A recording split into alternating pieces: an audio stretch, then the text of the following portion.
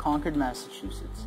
It is here where Henry David Thoreau built a small cabin by himself in the woods on the coast of Walden Pond.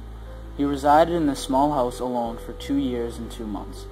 Thoreau set out on this journey to better understand nature and experience for himself the greatness of simple living. It is during this time span when he wrote Walden, a book describing the beauty of nature and his thoughts on how individuals should concentrate on living a simple yet meaningful life.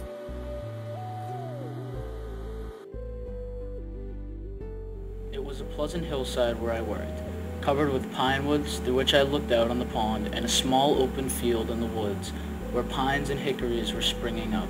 Thoreau 32. Today, there is a replica of Thoreau's house at the entrance of Walden Pond. This, however, is the actual location of where Henry David Thoreau built his cabin and lived in for 2 years in 1845. His house was built on a hill in the woods in an open field. The area is surrounded by hundreds of large trees. His house was built extremely close to Walden Pond. In fact, it only takes a few seconds to walk there from where the house was once located.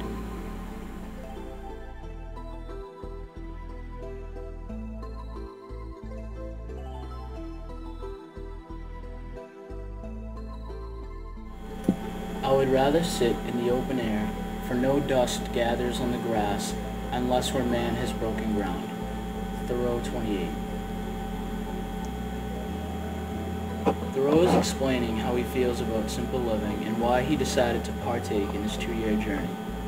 He believed that being alone in an area where men have not yet altered anything is where he could truly live the simplest life possible, with the idea that he was doing only what he needed to in order to survive.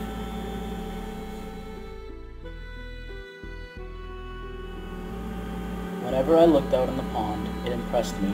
Like a tarn high up on the side of a mountain, its bottom far above the surface of the other lakes, and as the sun arose, I saw it throwing off its nightly of mist, and here and there, by degrees, its soft ripples or its smooth reflecting surface was revealed. Thoreau 69. When I first paddled the boat on Walden, it was completely surrounded by thick and lofty pine and oak woods, and in some of its coves, grapevines had run over the trees next the water and formed bowers under which a boat could pass. Thoreau 153.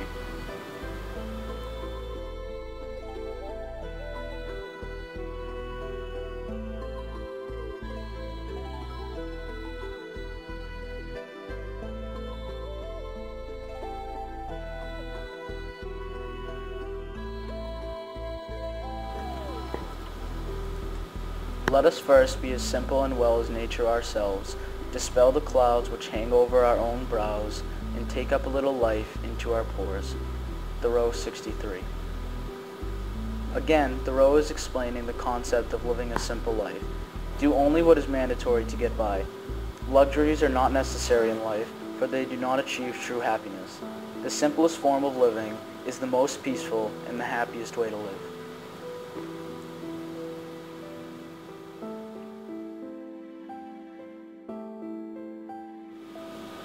The indescribable innocence and beneficence of nature, of sun and wind and rain, of summer and winter, such health, such cheer, they afford forever.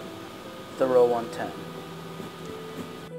In other words, the earth provides us with all that we need to be happy.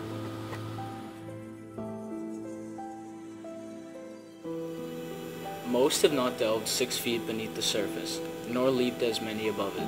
We know not where we are. Beside, we are sound asleep nearly half our time, yet we esteem ourselves wise and have an established order on the surface. Truly, we are deep thinkers. We are ambitious spirits. Thoreau 263. As a human race, we barely look inside ourselves, let alone exert any extra effort to make of our full potential. We have no idea what we are truly capable of. Despite that, we tell ourselves we are the most advanced species, despite the fact that we have only reached a fraction of our full potential.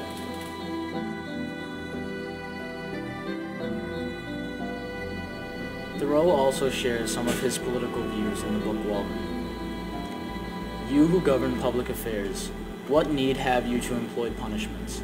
Love virtue, and the people will be virtuous. The virtues of a superior man are like the wind. The virtues of a common man are like the grass. The grass, when the wind passes over it, bends. Thoreau 138. He is questioning why government officials feel it is necessary to use punishments in order to control the people. If you set an image of having good morals, then in return, those that are being ruled will obtain those morals. Just as the grass is bent by the wind, the common man is guided by the example of men of higher power.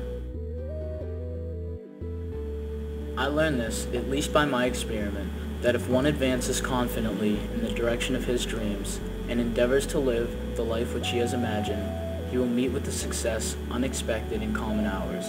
Thoreau 256. Basically, Thoreau is making a statement that everything is possible with hard work, dedication, and determination. And no matter how dark the trail may seem, there is always a brighter future if you keep your mind set.